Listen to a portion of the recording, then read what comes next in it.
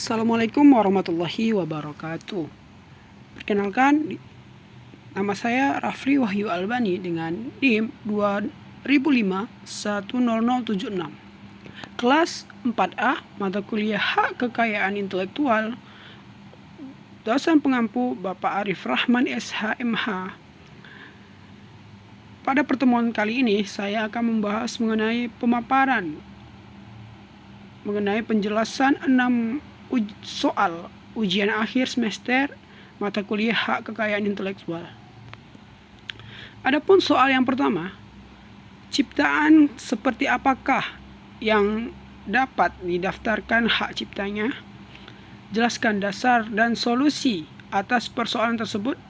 Ciptaan seperti apa yang tidak dapat didaftarkan hak ciptanya? Menurut saya, pada dasarnya tidak semua ciptaan itu bisa didaftarkan ke Direktorat Jenderal Hukum dan HAM mengenai hak cipta. Ciptaan tidak didaftarkan jika yang pertama, ciptaan itu di luar bidang ilmu pengetahuan, seni, dan sastra. Yang kedua, ciptaan tidak original. Yang ketiga, ciptaan tidak diwujudkan dalam bentuk nyata. Ciptaan yang sudah menjadi hak milik umum atau khalayak banyak. Sedangkan pendaftaran hak cipta, perlindungan suatu ciptaan timbul secara otomatis sejak ciptaan itu diwujudkan dalam bentuk yang nyata. Pendaftaran ciptaan tidak merupakan suatu kewajiban untuk mendaftarkan hak cipta. Namun demikian, pencipta maupun pemegang hak cipta yang mendaftarkan ciptaannya akan mendapatkan surat pendaftaran ciptaan yang dapat dijadikan sebagai alat bukti bahwa di pengadilan apabila timbul sengketa mengenai hak cipta di kemudian hari terhadap ciptaan tersebut, ciptaan dapat didaftarkan ke Kantor Hak Cipta, Direktorat Jenderal Hak Kekayaan Intelektual, Departemen Hukum dan HAM. Adapun yang kedua,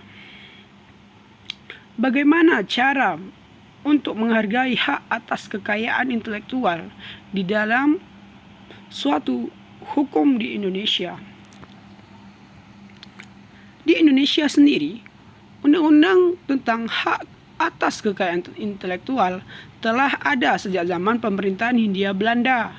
Peraturan perundang-undangannya yang diberlakukan di Indonesia merupakan peraturan pemerintahan Belanda, karena Indonesia adalah negara jajahan daripada Belanda. Haki diakui pada zaman tersebut hanya 3, yaitu hak cipta, hak paten, hak merek. Dengan hak merek dagang dan desain industri. Hak kekayaan intelektual yang berhubungan erat dengan dunia pendidikan atau akademik adalah hak cipta. Undang-undang mengenai hak cipta yang pertama kali diterbitkan di Indonesia adalah Undang-Undang Nomor 6 Tahun 1982, kemudian diperbarui lagi dengan Undang-Undang Nomor 7 Tahun 1987, kemudian undang-undang itu dirubah dan lagi dengan Undang-Undang Nomor 2 Tahun 1997. Undang-undang yang disebutkan sebelumnya adalah Undang-Undang Hak Cipta. Masih banyak dipengaruhi oleh aturan zaman Belanda. Karena beberapa perjanjian internasional, Undang-Undang Hak Cipta terus mengalami perubahan. Undang-Undang Hak Cipta yang berlaku pada saat ini adalah Undang-Undang Nomor 19 Tahun 2002.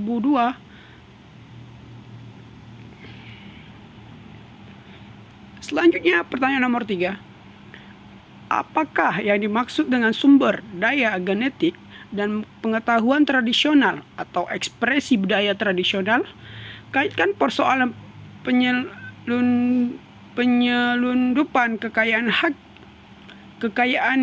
hayati alam Indonesia yang banyak diselundupkan dengan alasan penelitian atau riset ilmiah. Hukum sumber daya genetik, pengetahuan tradisional dan ekspresi budaya tradisional di Indonesia pada dasarnya adalah memberikan penjelasan tentang kerangka hukum sumber daya genetik, pengetahuan tradisional dan ekspresi budaya tradisional yang telah ada di Indonesia tidak berhenti di situ saja. Dengan menggali lebih dalam makna dan tujuan mendasar dari berbagai jenis hukum yang hidup di Indonesia, hukum internasional, serta membandingkan dengan pelaksanaan di negara lain terkait bidang sumber daya genetik, pengetahuan tradisional, dan ekspresi budaya tradisional. Pengetahuan ini memberikan beberapa rekomendasi kebijakan dan pengetahuan dalam bingkai pemenuhan hak ekonomi masyarakat, hak-hak komunal, dan hak budaya yang dikontekstualisasikan sebagai bagian dari hak asas manusia. Sumber daya alam masih bisa menjadi faktor yang diandalkan, atau selain faktor kualitas sumber daya manusia dan teknologi untuk memakmurkan negara Indonesia. Pembenarannya didasarkan pada fakta bahwa pada masa lalu keunggulan negara ditentukan oleh 3 faktor utama, yaitu Indonesia masih memiliki sumber daya alam yang cukup untuk mensejahterakan bangsa dan masyarakatnya. Kedua, kualitas sumber daya manusia belum dapat disejajarkan dengan negara industri baru yang tergolong rising upstate. Dan yang ketiga, tingkat kemajuan teknologi juga belum setingkat dengan negara-negara tersebut. Selanjutnya, pengelolaan sumber daya alam itu seharusnya dilandaskan pada cita-cita luhur didirikannya negara Indonesia, yakni bahwa pengelolaan sumber daya alam ditinjau dari alam ditunjukkan untuk mewujudkan kesejahteraan umum dan keadilan sosial. Instrumen untuk mencapai cita-cita luhur adalah Undang-Undang Dasar Negara Republik Indonesia atau Undang-Undang tahun 1945 yang merupakan aktualisasi nilai-nilai Pancasila. Pancasila adalah gotong royong. Hal inilah yang harus diaktualisasikan dalam regulasi, sehingga implementasi hukum dan peraturan perundang-undangan harus benar-benar merefleksikan nilai-nilai Pancasila dan bukan sadar pada prinsip sistem hukum yang lahir dari pengetahuan nilai-nilai di luar Pancasila. Akan tetapi realitas implementasi pengelolaan sumber daya alam di Indonesia, dalam hal ini pengelolaan keanekaragaman hayati, ternyata sangat kompleks dan beragam persoalannya. Adapun yang keempat, apa perbedaan antara merek, paten, dan hak cipta dilihat dari sudut pandang masa berlakunya, cara perolehan dan cara peralihan masing-masing hak-hak tersebut. Yang pertama, perbedaan antara hak merek, hak paten, dan hak cipta menurut masa berlakunya. Adapun hak merek, masa berlakunya yaitu 10 tahun. Sedangkan hak paten, masa berlakunya 20 tahun. Adapun hak cipta, masa berlakunya yaitu seumur hidup pencipta ditambah 70 tahun. Adapun cara perolehan daripada hak-hak tersebut, yang pertama hak merek, Cara mendapatkan perlindungan merek di Indonesia, maka sang pemilik merek harus mengajukan permohonan merek di Indonesia. Namun dengan didaftarkannya suatu merek di Indonesia, tidak serta-merta merek tersebut mendapat perlindungan hukum atas mereknya di negara lain. Adapun hak paten, dalam cara perolehannya, untuk mendapatkan paten, suatu invensi harus memenuhi persyaratan substantif, yaitu baru, tidak boleh dipublikasikan dalam media manapun sebelum permohonan patennya diajukan dan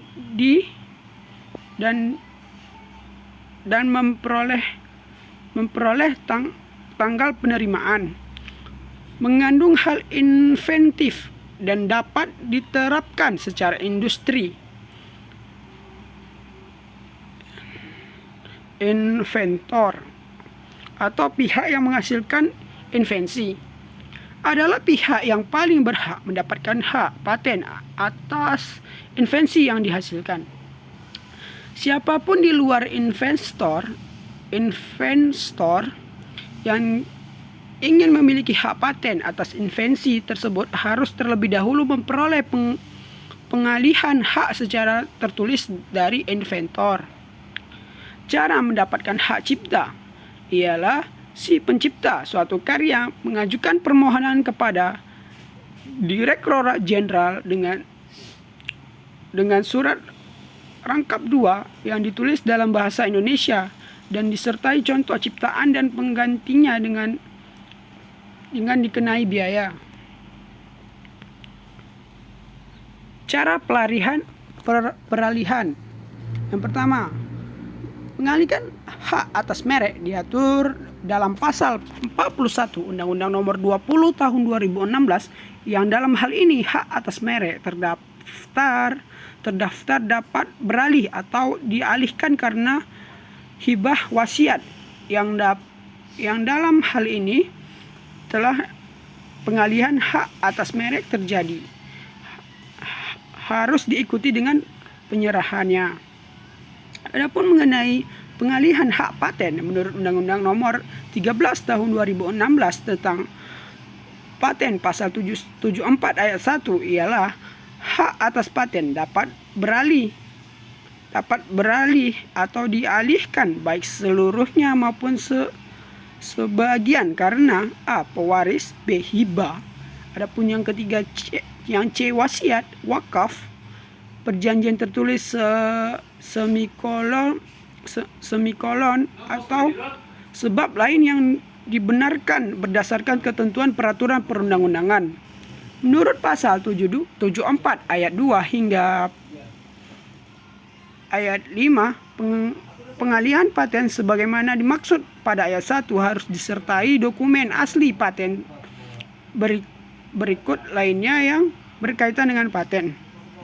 Segala bentuk pengalihan hak paten harus dicatat dan diumumkan dengan dikenai biaya terhadap pengalihan hak paten yang tidak sesuai dengan ketentuan ayat 1, 2, dan 3, maka segala hak dan kewajiban masih melekat pada pemegang paten dan ketentuan mengenai syarat dan tata cara pencatatan pengalihan paten diatur dengan peraturan pemerintah. Adapun yang ketiga tentang pengalihan hak cipta. Hak cipta dapat beralih atau dialihkan baik seluruh maupun sebagian karena pewaris, hibah, wakaf, wasiat, perjanjian tertulis atau sebab lain yang sebenarnya sesuai dengan ketentuan peraturan perundang-undangan. Pertanyaan kelima, bagaimana penyelesaian hukumnya jika ada seseorang karyawan sebuah perusahaan franchise yang mengetahui rahasia dagang sebuah produk di mana ia bekerja, lalu kemudian ia menjual produk yang sama setelah berhenti bekerja di suatu perusahaan tersebut. Jawabannya menurut pasal 1 angka 1 Undang-Undang Nomor 30 Tahun 2000 tentang rahasia dagang. Rahasia dagang adalah informasi yang tidak diketahui oleh umum di bidang teknologi dan atau atau bisnis mempunyai nilai ekonomis karena berguna dalam kegiatan usaha dan dijaga kerahasiaannya oleh pemilik rahasia dagang. Apabila seseorang sengaja mengungkapkan rahasia dagang, mengingkari kesepakatan atau mengingkari kewajiban tertulis atau tidak tertulis untuk menjaga rahasia dagang yang bersangkutan, pihak perusahaan dapat melaporkan tindakan tersebut sebagai suatu tindak pidana sebagaimana diatur dalam pasal 17 Jo pasal 13 Undang-Undang Nomor 30 Tahun 2000, yaitu pasal 17 mengatakan barang siapa dengan sengaja dan tanpa hak menggunakan rahasia dagang pihak lain untuk melakukan perbuatan sebagaimana dimaksud dalam pasal 13 ayat atau pasal 14 dipidana dengan pidana penjara paling lama 2 tahun dan atau denda paling banyak 300 juta rupiah. Tindakan pidana tersebut sebagaimana dimaksud dalam ayat 1 merupakan delik aduan.